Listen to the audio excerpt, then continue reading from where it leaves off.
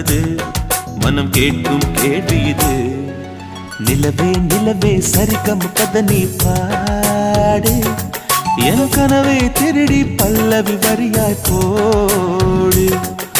நிலவே நிலவே சரிகம் கதை நீ பாடு, என் கனவை திருடி பல்லவி வரியாய் போடு.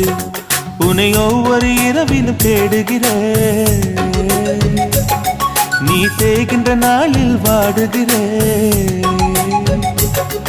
உன் மௌனத்தில்